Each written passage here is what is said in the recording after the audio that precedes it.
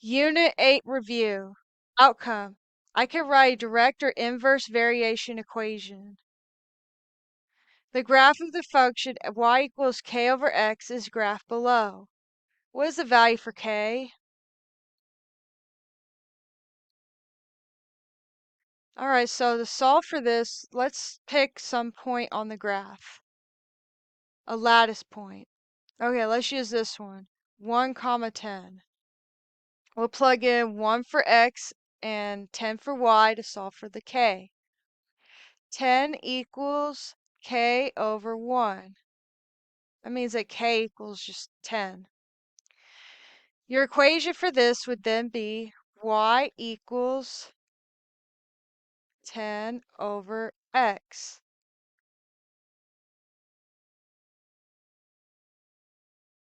After trying that problem and looking through this, what is your confidence level for this type of problem? Is it 1, you're not really sure how to do this yet? 2, it's becoming familiar. 3, you're able to do it, but maybe not necessarily explain how to do it. Or 4, you could explain it to a peer. Outcome. I could graph a direct or inverse variation function. Graph the direct variation equation y equals 3x. So in this case, the slope is 3.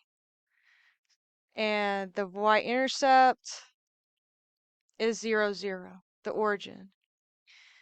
Alright, so from 0, 0, we go up 3, right 1, up 3, right 1. Go back to the starting point, down 3, left 1, down 3, left 1. And then once you don't have any more lattice points to draw, go ahead and connect the points.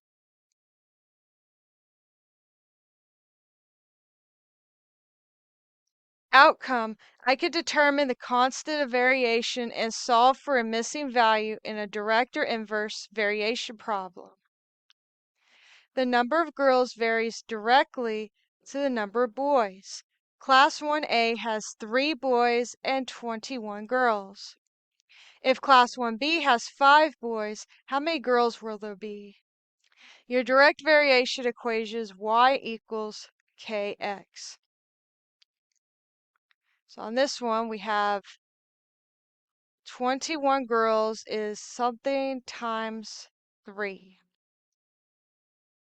Let's divide by 3. 7 equals your constant variation. It might also say constant proportionality. So that means if there are 5 boys, we would expect there to be 35 girls.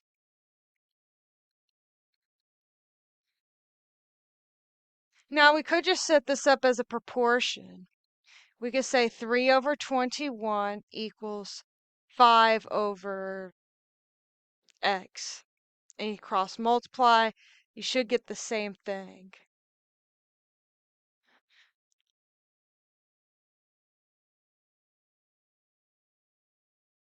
Outcome. I could solve real-world application problems involving direct and inverse variation.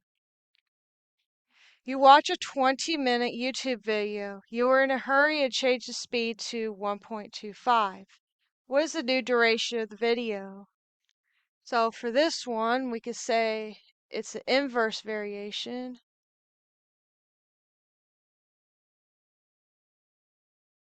Y equals k over x. So we'll say that we'll have 20 minutes over k over 1 times. So k, the constant variation, would be 20 in this case. And so if we had 1.25, that'd be the new x. We'd have y equals 20 divided by 1.25, and that would give you 16. So the duration of the video would now be 16 minutes.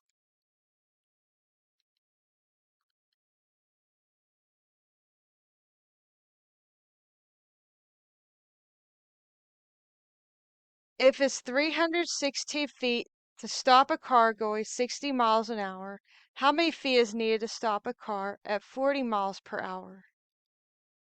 Distance varies directly with the square of the speed. All right, so this formula would be direct variation. Y equals kx squared. It's squared because the square of the speed instead of just the speed. All right, so 316 is going to be the old y. 60 miles per hour is the old x. And then the new x is 40 miles an hour. Before we get the new x, though, we need to calculate for that constant of variation, k. Let's plug in these old numbers to find k. 316 equals k times 60 squared. So the 316 equals 3,600 k. Divide each side by 3,600. So it means that k would equal 79 over 900 if you simplify that fraction. Let's use that to find the new feet, the new y. So y equals 79 over 900 times 40 squared.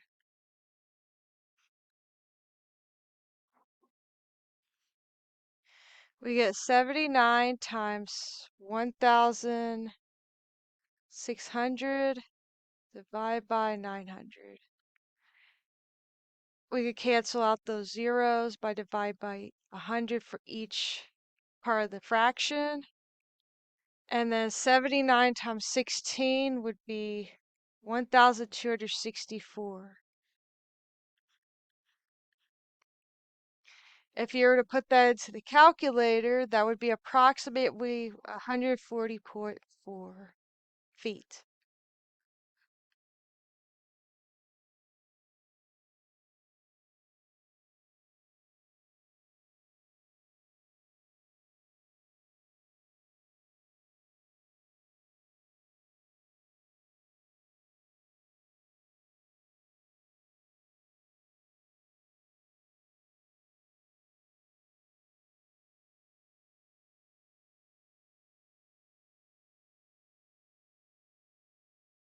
Outcome, I could generate different representations of a piecewise function given another representation such as a graph, equation, or real-world scenario.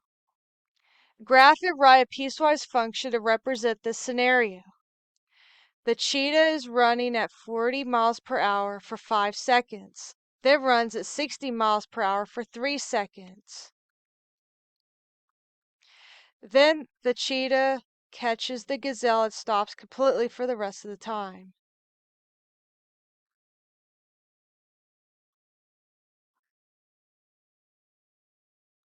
All right, so let's go ahead and graph the scenario. So we'll say this is at 0 seconds.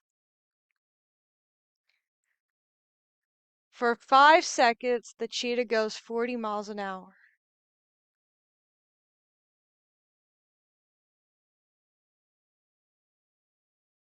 And then for 3 seconds, the cheetah goes 60 miles an hour, so it's steeper.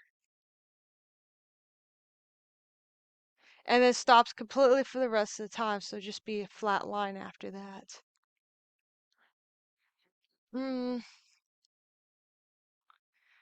For simplicity, let's convert miles per hour to miles per second. It's approximately 0.01 miles per second. And then 60 miles per hour is about 0.02 miles per second. So on these, we're just rounding to the nearest hundredths place. All right, so for the first piece, piece 1, we're going to say the slope is 0.01 and the y-intercept is 0. So we have 0.01 t, where t is in between 0 and 5 seconds.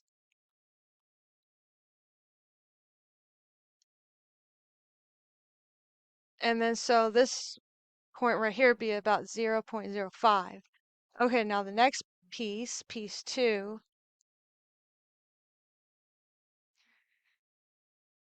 it's like they doubled the speed almost with rounding.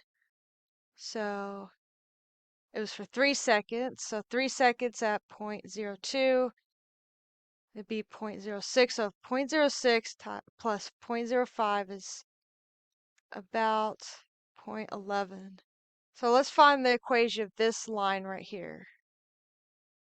We know the slope is 0.02. And let's use a number on here to solve for that. All right, let's say that y is 0.05 equals 0.02 times 5 plus something.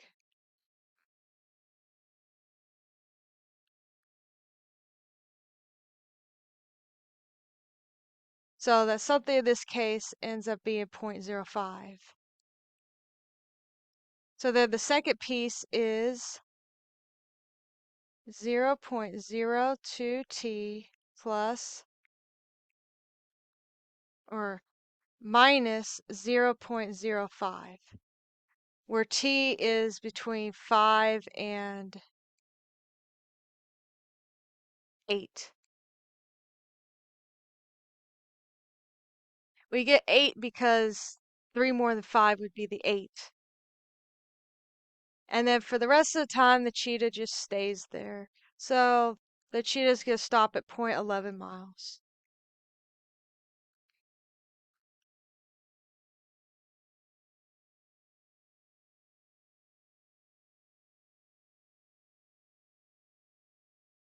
Outcome. I can evaluate a piecewise function at a specific value. Evaluate f of 6. Well, first we need to determine where 6 is. Okay, 6 is going to be in the second piece.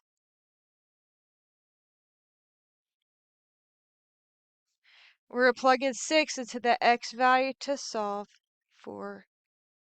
evaluate for this function here.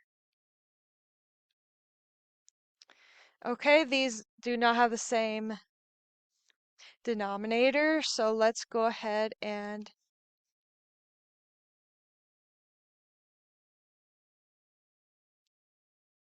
multiply the opposite denominators.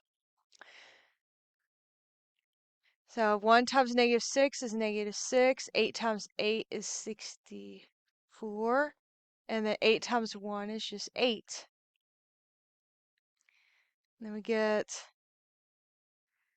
58 over 8, which reduces to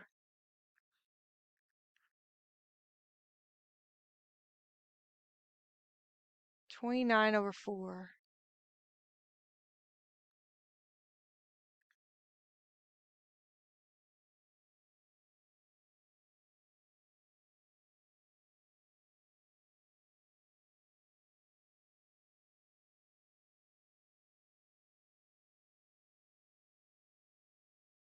Outcome. I could determine the strength of a correlation and relate it to the correlation coefficient, give it a scatter plot. Describe the scatter plot. Let's draw a line of best fit right here. Looks like it has a negative slope. It's going to be a strong negative correlation.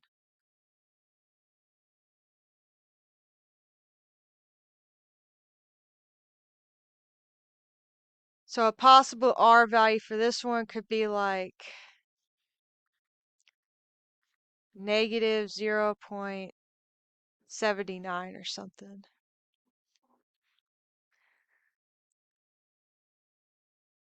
Outcome. I can interpret the meaning of a given correlation coefficient. If the correlation coefficient R is 0.087, what is the correlation? It's a positive week.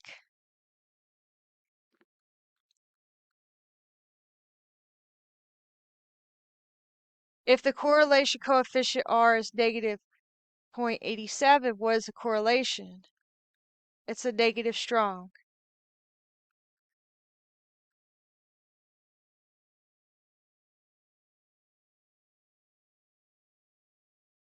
Recall this diagram. 0 would be no correlation. Anything between negative 0.5 and positive 0.5 would be weak. And then anything outside of that between 0.5 and 1 and negative 1 and negative 0.5 would be strong. And then anything outside of that boundary would not be possible. Outcome. I can write regression models of functions by using the correlation coefficient to decide the best fit model for given data. Write a linear equation for this table using the second and third points. All right, we will find the change in x using these 2 points and the change in y using these 2 points. From 1 to 2, you add 1. From 20 to 15, you subtract 5. So the slope for those 2 specific points would be negative 5 over 1, negative 5. And then we can use one of those points to find the y-intercept. So we're going to use, let's use the first point. 20 equals negative 5 times 1 plus something. Okay, so we have negative 5 plus something gives you 20. That something would need to be 15. All right, so the linear equation for the second 2 points would be y equals negative 5x plus 15.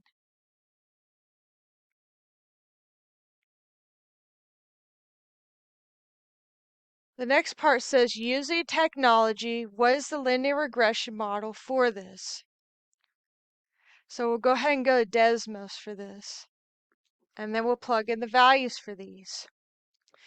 We'll go to the plus sign, click on table, type in all the values from your table.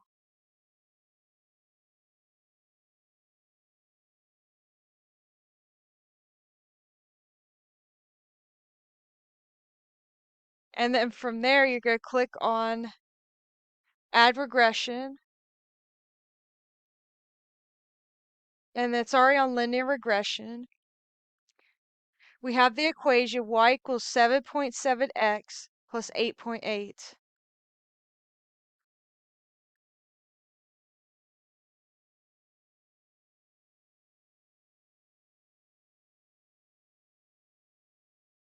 So again, to get this from Desmos, first you go to Desmos, click the plus button, table, input values, and then click the sign that has the scatter plot, and then linear regression.